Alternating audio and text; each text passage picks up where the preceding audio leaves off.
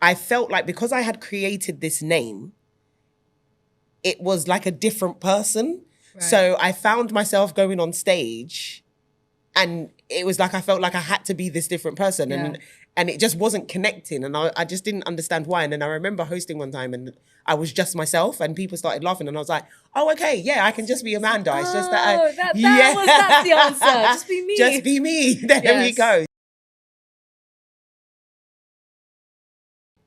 Hey everyone, it's your girl Acacia here on Akashic Records. Thank you so much for joining. And right now I'm with the one and only Amanda Starr. Hey. So nice to have you. Do you know what? I am so excited to be here. I'm really excited to be here. I'm really excited to be interviewed by you.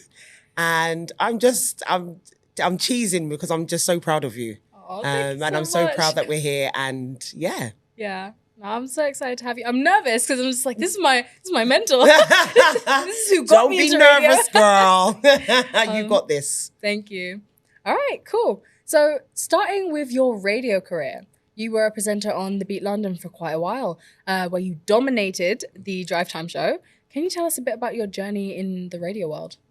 Okay, so my journey actually started at Choice FM, which is obviously now you can say capital extra. Right. So I was a trainee radio producer for the weekend breakfast show.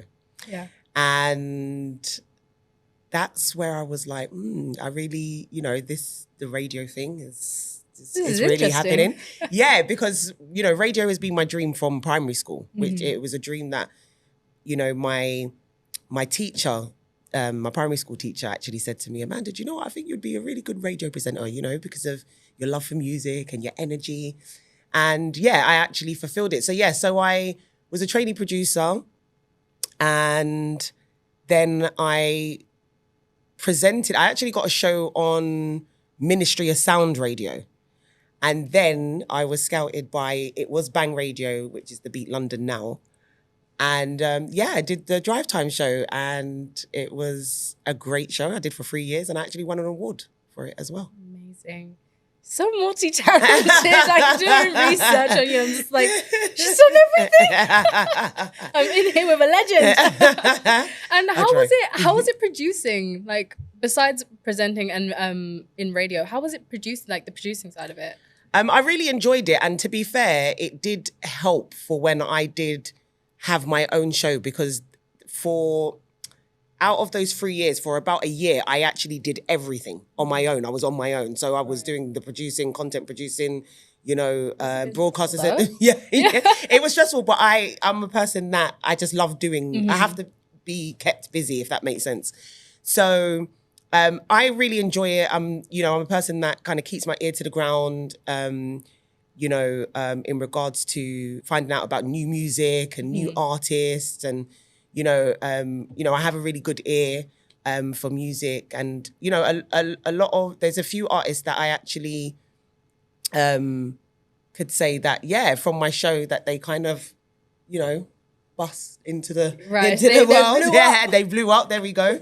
And but I mean, in terms of, I'm one of those people that I like to know like all areas of something. So even, for instance, like working in the music industry, like I've done, radio plugging, I've done artist management, I do artist development and, so many different things. I've done, marketing, PR for artists and just so much, if that makes sense. But I've I like to be an all-rounder. So you've got all those sorts of skills. So yeah, you're a well-rounded person in terms of like all your skills, like in media. That's amazing. No, but it must have been like really tricky to be able to like manage all of that. Like, although like you like to be kept busy, it's like just, I mean, I guess you just got to have the energy for it. I'm not gonna lie.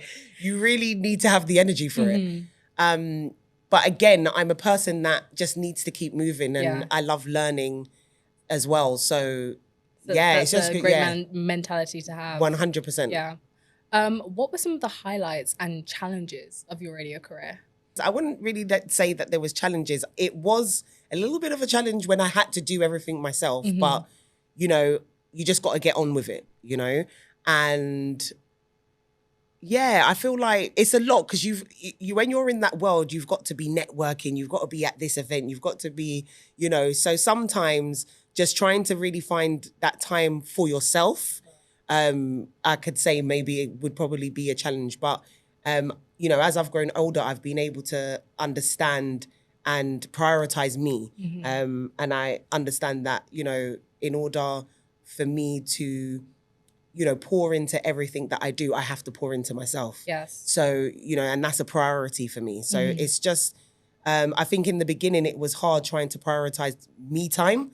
But now, I've been able to... You're taking the time to actually just be like, 100%. I've done my part. let me take care of Amanda for now. Exactly. You deserve it. Because every time I see you doing something... Everyone says the same thing. It's like, Amanda, you're always doing something. It's like, do you never go on holiday? But in terms of like a highlight for me, I feel like... I would say that a highlight for me was fulfilling my dream of being a radio presenter because, I always say to people, not everybody gets to fulfill their dreams, and I'm very fortunate that, I've been able to do that, but also dream new dreams through this journey, and, a highlight, I guess, for me really as well is that, having that dream of being a radio presenter in primary school to fulfilling that dream of being a radio presenter, but then also to then, create and facilitate a radio training program, which is where I met you, Amazing. I actually have to thank my dad for that one. Yeah. He saw it and he was like, you're doing this. Yeah, no, 100%. And, look where we are now, like literally just before, coming on, realizing that it was literally a year. This time last year was when the program started. Exactly. And look where we are. And for me, I feel like, those are highlights. Yes, I've won an award and things like that, but this is what's rewarding for me. Do you understand what I mean? So yeah, like just to be able to be here and just to see somebody that, you've mentored and, helped along their, that's I couldn't have asked for anything more. Podcast. No, seriously,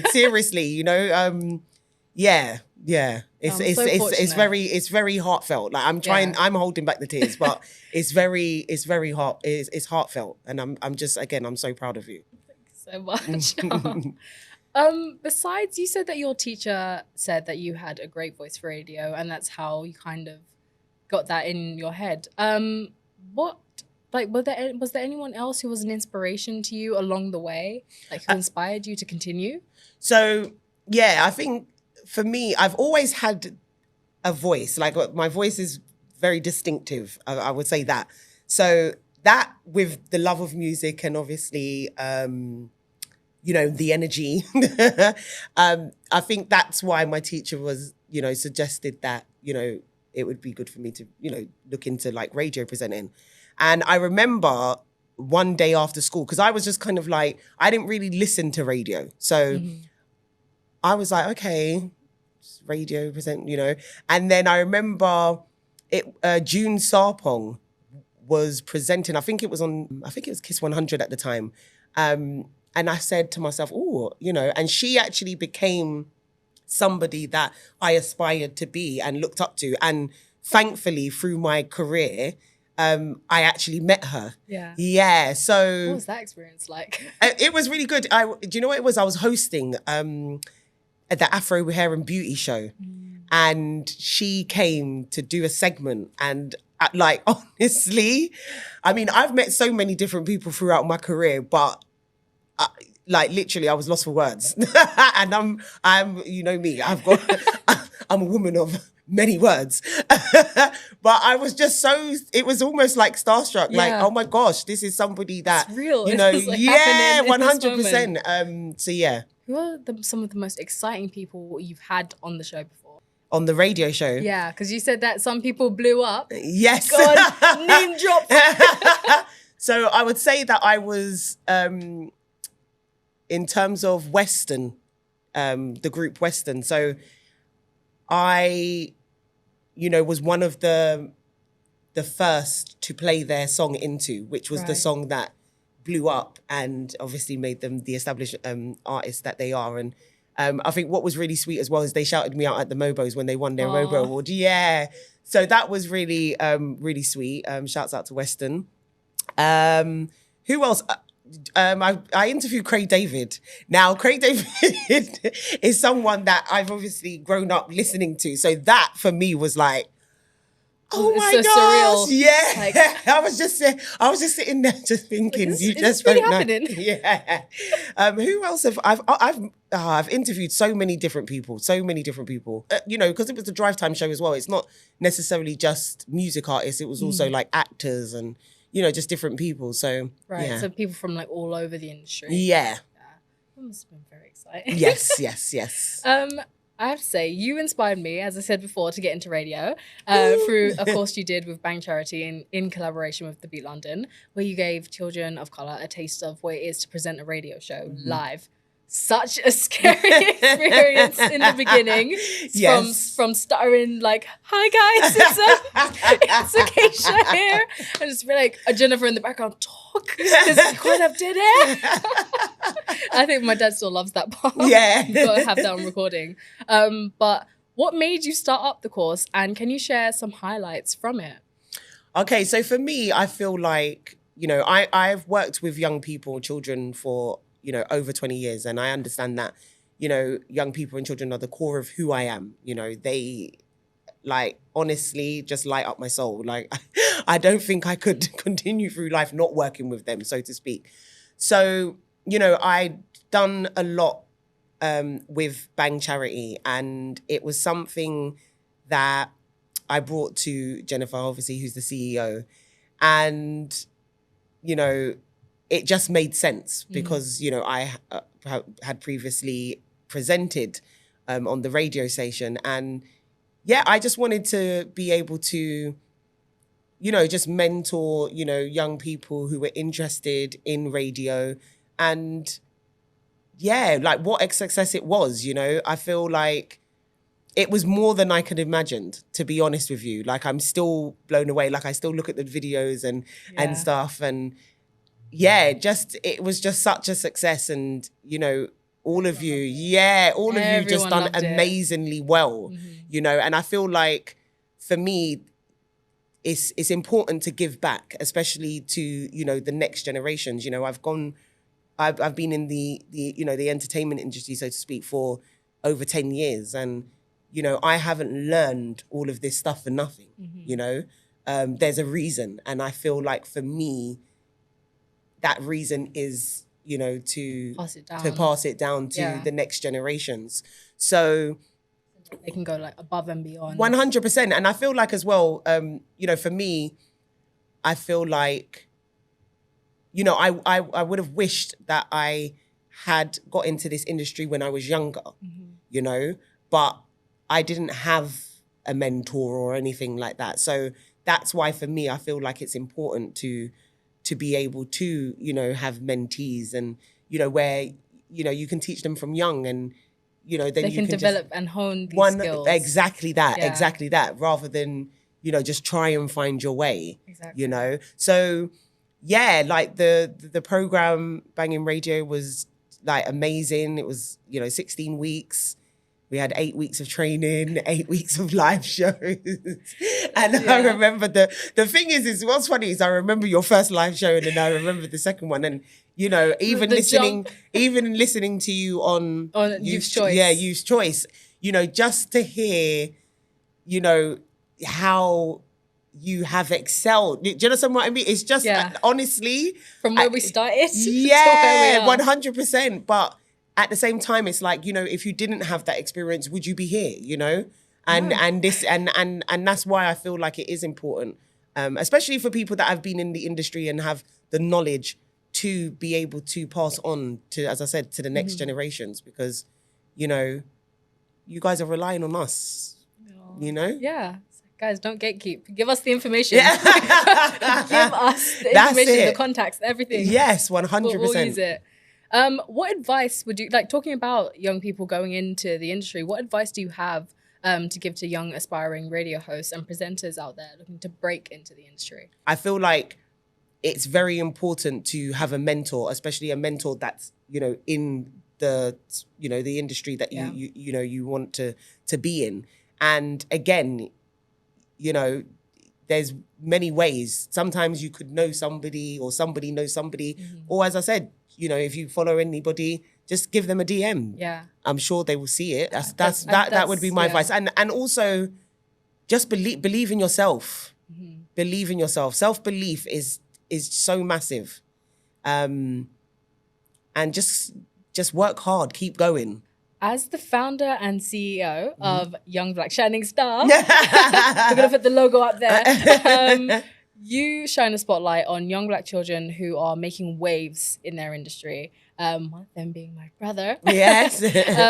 Can you share... And yourself. And myself. Can you share more about the mission and goals of the organization? Yes. So Young Black Shining Star is a platform that I created, so to speak, which is a platform that recognizes, celebrates, promotes, inspires and honors children of Black origin. And it's in different fields, whether it be entertainment, sport, food. I felt like there wasn't really a platform that was really celebrating young people. Now that I've done it, I see more. Yeah, people, I see more. And I just think there are so many young people that are doing amazing things.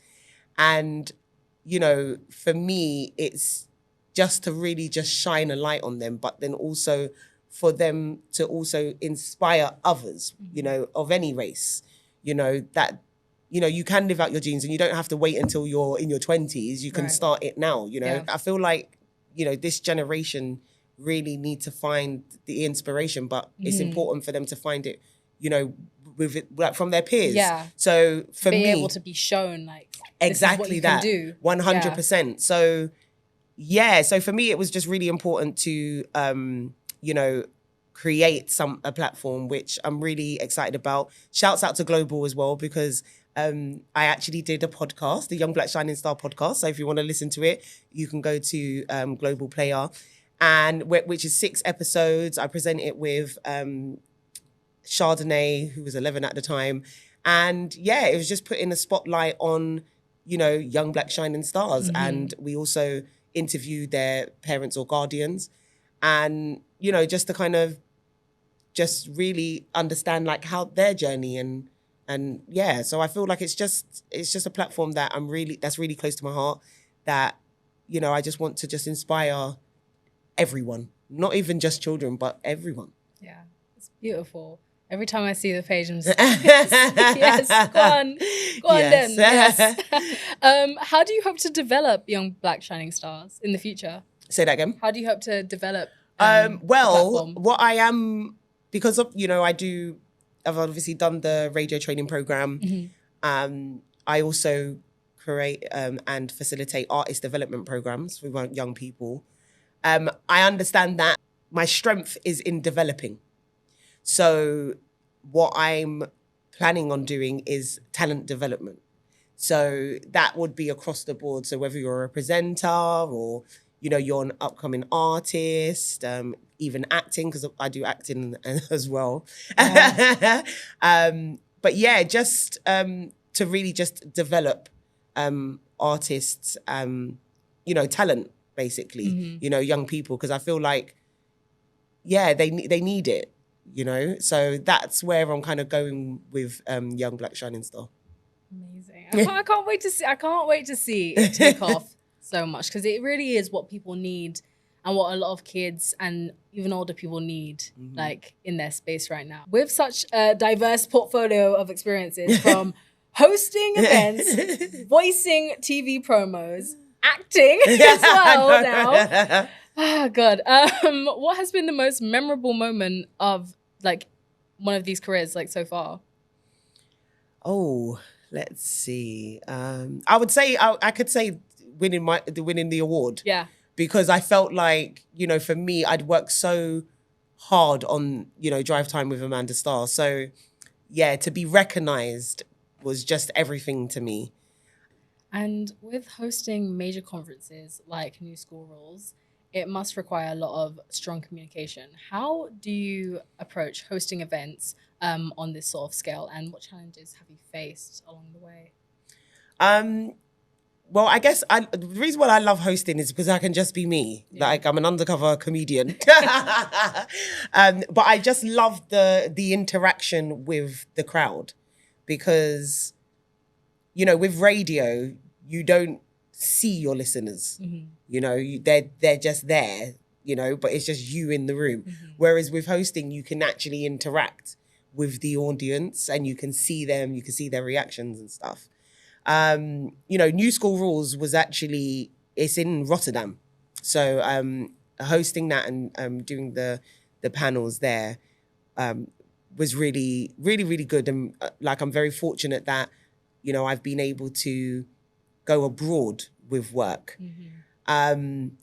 I think the only real challenge that I kind of faced, because I did start off doing hosting before I went into radio, but I remember when I was coming up with a name for myself, which obviously Amanda Star.